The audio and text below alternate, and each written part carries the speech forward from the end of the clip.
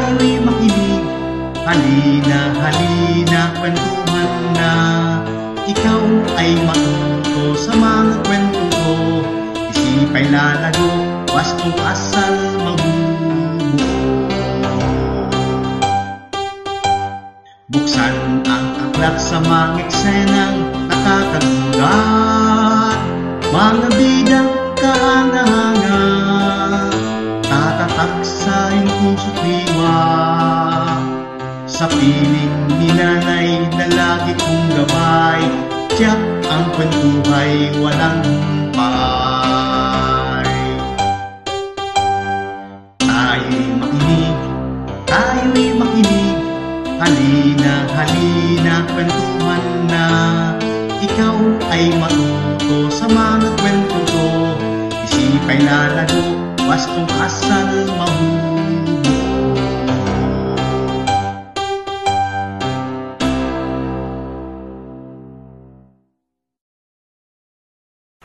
Kamusta mga bata?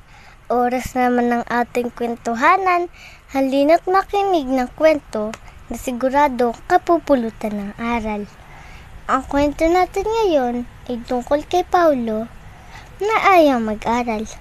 Paano kaya siya matututo kung puro laro lang siya? Halina at tunghayan natin ang kanyang kwento. Isinulat ni Rizzy Ortiz at sinariksik ni Rafael Ortiz. Buhat sa paaralan ng Calamba City Science Integrated School. At binigyang buhay naman ng inyong lingkod, Justin Inigo L. Ortiz, mula sa Real Elementary School, Baitang 3, Pangkat, Nara. Nang matuto si Paulo. Maaga pa lamang ay makikita na si Paulo na naglalaro sa loob ng bahay, habang ang kanyang mga kapatid ay abala sa pag-aaral. Paulo, tumigil ka na sa iyong paglalaro. Mag-aral ka na lamang, sabi ni Kuya. Mamaya na, kakasimula ko pa lamang maglaro. May oras ng paglalaro, payo naman ni ate. Subalit hindi tumigil si Paulo sa kanyang ginagawa. Pagsapit ng hapon, ay dumating na ang kanyang ina at nakita niya nagluluto kaagad dito habang gumagawa din siya ng aralin. Napalingon ang kanyang ina at tinawag siya. Paulo, halika, tuturuan kita ng iyong aralin. Nay, bukas na po, gabi na. Naantok na po ako. Sabay takbo para hindi siya mahabol pa ng ina.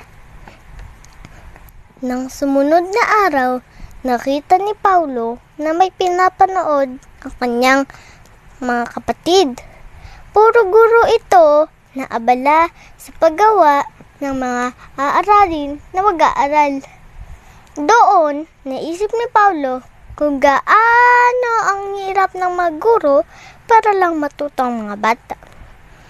Naalala rin niya na may ginawa ang kanyang ina na imbis na magpahinga ay ginawa pa rin siya ng pag-aaralan. Naku, grabe pala po hirap na mga guro at magulang para lamang makapag-aral kami. Kailangan ko nang mag-aral upang masuklian ang paghihirap nila. Kinaumagahan, sumabay na si Paulo sa kanyang mga kapatid upang mag-aral. Nang matuto si Paulo sa kung ano ang kahalagahan ng pag-aaral, nagkaroon na siya ng oras upang mag-aral at maglaro. O ayan, napakinggan na natin ang kwento ni Paulo. Nagandahan ba kayo?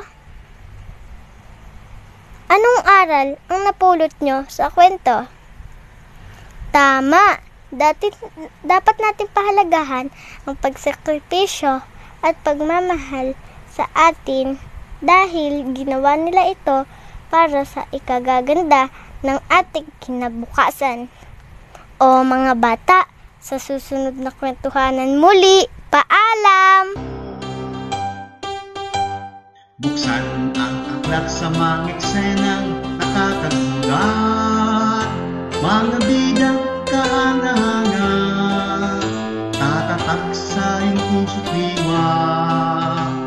Sa piling ni nanay na lagi kong gabay, tiyak ang kwentuhay walang